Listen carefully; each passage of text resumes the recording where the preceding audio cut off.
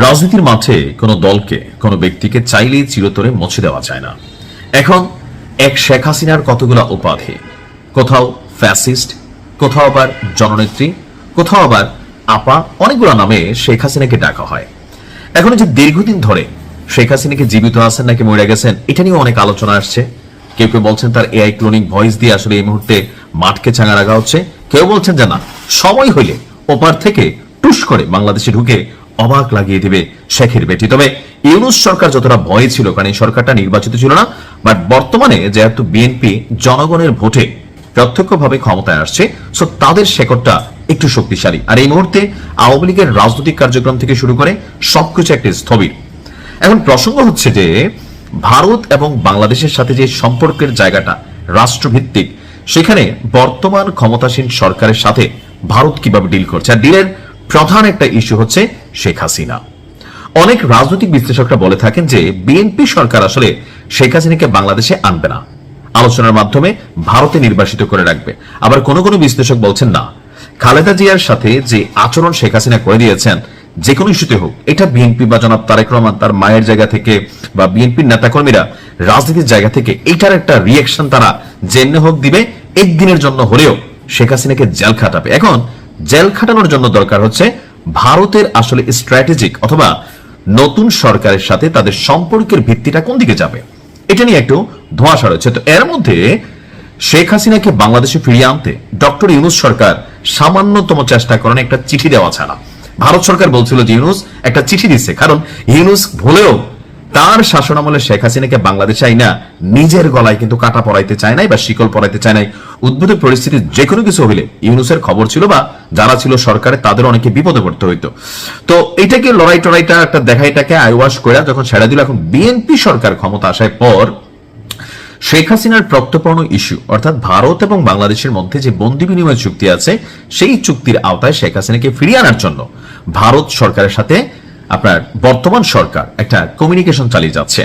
তো এই কমিউনিকেশন ইস্যুতে হুট করে আলোচনায় আসছে যে তাহলে কি নরেন্দ্র মোদী সরকার বা ভারত সরকার শেখ হাসিনাকে ফেরত পাঠাবে? কেন হুট করে মার্কেটে আলোচনাটা?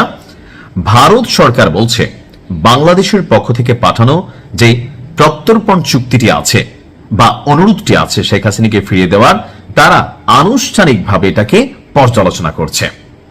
এর আগে ইউনূসের সময় ভারত সরকারের পক্ষ থেকে এরকম স্পষ্ট কোনো বক্তব্য ছিল না। এখন ভারতের পররাষ্ট্র মন্ত্রণালয় গত 17 এপ্রিল বিষয়টি নিশ্চিত করে জানিয়েছে এই অনুরোধটি এখন সক্রিয় পর্যালোচনার পর্যায়ে রয়েছে। অর্থাৎ এতদিন যাবৎ চিঠিটি পইরা থাকলেও এই চিঠিটি নিয়ে ভারত সরকার বর্তমানে আপনার সক্রিয় অবস্থানে আছে। কেননা বর্তমানে বাংলাদেশে যে সরকার আছে সেই সরকারের সাথে সুসম্পর্ক রাখতে হলে এই সরকারের দৃষ্টিতে বিভিন্ন মামলার আসামি, অনেক ধরনের অ্যাক্টিভিটিজের আসামি হিসাবে যেহেতু শেখ হাসিনা চিহ্নিত আছেন, সো তাকে ফেরত এনে বাংলাদেশে শাস্তির ব্যবস্থা করা, এটা বিএনপির আসলে একটা ড্রিম, অথবা রাষ্ট্রীয় পর্যায় থেকে এটা বিএনপির রাষ্ট্রীয় দায়িত্বের আওতায় কিন্তু পড়ে গেছে। এখন এই জায়গা থেকে আপনার ভারতের এই পদক্ষেপটা আগের অবস্থানের কিছুটা পরিবর্তনের ইঙ্গিত দিছে। তবে প্রশ্ন হচ্ছে এটা প্রতিশ্রুতি দেয় না যে আমরা শেখ হাসিনাকে ফিরাইয়াই দিব। তারা বলছেন এটি মূলত কূটনৈতিক এবং প্রক্রিয়াগত পর্যায়ের একটি উদ্যোগ। দক্ষিণ এশিয়া বিষয়ক গবেষকদের মতে হাসিনার প্রত্যর্পণ চুক্তিটি মূলত রাজনৈতিক বিষয়, যা দুই দেশের আলোচনার মাধ্যমেই সমাধান হতে পারে। ভারতের পক্ষ থেকে বিষয়টিকে রাজনৈতিকভাবে সমাধানের চেষ্টা চলছে বলেও অনেকে বলছেন। এখন শেখ হাসিনার সাথে ভারতের যে ব্যক্তি সম্পর্ক, এমনকি ভারতকে যে পরিমাণ সুযোগ সুবিধা তখন দেওয়া হয়েছে, শেখ হাসিনা নিজে বলছিলেন ভারতকে যা দিচ্ছি ভারতকে মনে রাখতে হবে। সো ওই জায়গা থেকে ভারতের বর্তমান ক্ষমতাসীন দল, বিভিন্ন রাজনৈতিক ক্যারেক্টাররা শেখ হাসিনাকে ফিরিয়ে দেওয়ার ব্যাপারে কিন্তু তারা নারাজ। দুই একজন আছে তারা চাচ্ছে ফিরিয়ে দিতে। তো সবকিছু মিলিয়ে আমার বিশ্লেষণ বলছে শেখ হাসিনাকে ফিরিয়ে দেওয়া এটা আসলে একটা সপ্তম আশ্চর্যের মতন বিষয় হবে।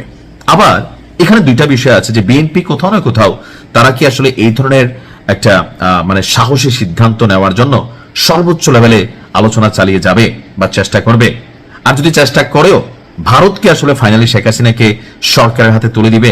এর আগে ভারতের বেশ কয়েকজন গবেষক, বিশ্লেষক, রাজনৈতিক ব্যক্তিত্বরা বলেছেন শেখ হাসিনাকে বাংলাদেশে ফেরত দিলে তার প্রাণ নাশের একটা হুমকি আছে, সো এটা দিবে না। আবার কেউ বলছেন যে না ভাই, এটা দেওয়ার বিষয় আছে, সরকারের সাথে সরকারের সম্পর্ক রাখার জন্য।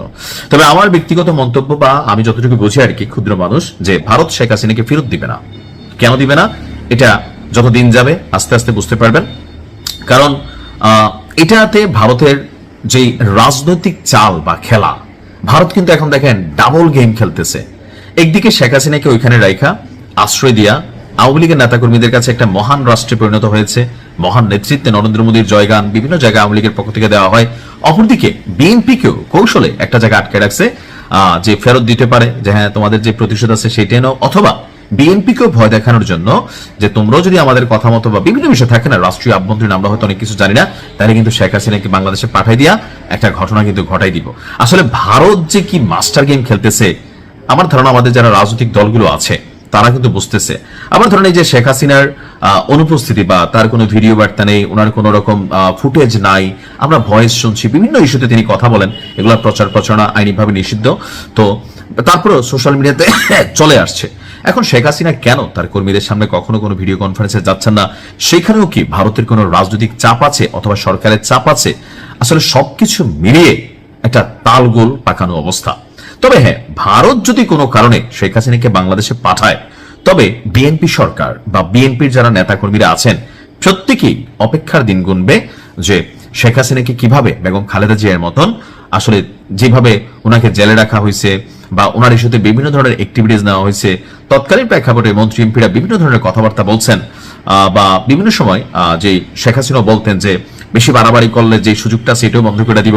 তো এই বিষয়গুলা কোথাও না কোথাও ক্ষমতা পাওয়ার পর বিএনপির প্রত্যেকটা নেতাকর্মীর মনে মনে হয়তো একটা স্বপ্ন যে একদিনের জন্য হলেও শেখ হাসিনাকে বিএনপি সরকার বা বিএনপি জেল খাটাইতে পারে কিনা সামহাও। কারণ আওয়ামী লীগের রাজনৈতিক ইস্যুগুলোতে বিএনপির মনে মনে যে ক্ষোভটা আছে, এটা সুযোগ পাইলে অবশ্যই ভাই, এটা বাংলাদেশ আর আমরা মানুষ, আমারে কেউ ধরনের ক্ষতি করলে, আমার হাতে কখনো ক্ষমতা আসলে আমি যে উদার হইয়া মাফ করে দিব, এটা আসলে বাংলাদেশের প্রেক্ষাপটে অসম্ভব একটা বিষয়।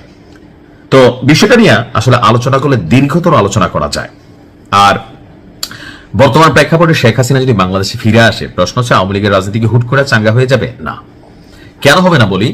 আওয়ামী লীগ সর্বশেষ 17 বছরের ঠিক শেষের আমলগুলোতে মূলধারার যে আওয়ামী লীগের পরিচ্ছন্ন নেতাকর্মীরা ছিল তাদেরকে সরাইয়া হাইব্রিড বিভিন্ন লেভেলে মানে যারা প্রভাব বিস্তার করে বাংলাদেশকে লুটপাট করছে বা চোখে ধুলো দিয়া রাজনীতির বিপরীতে এখানে অনেক কিছু করছে, এদেরকে দিয়ে রাজনীতিটা চালাইছে। তো প্রত্যেক এলাকায় এরকম নেতাগুলো পলাতক হয়ে গেছে। সো এই মুহূর্তে বেগম খালেদা জিয়াকে যখন গ্রেপ্তার করা হয়েছিল, ওই মুহূর্তে বিএনপির কোন এক ধরনের আইন শৃঙ্খলার মাধ্যমে হোক, টেকনিক্যালি হোক, নেতাকর্মীদের গ্রেপ্তারের মাধ্যমে ভাঙা দেওয়া হয়েছিল। সবাই ভাবছে যে এটা বিশাল কোনো কিছু হবে, কিন্তু আসলে তেমন কিছু হয় নাই। এটা ভাবছে না, সবাই ভাবছে।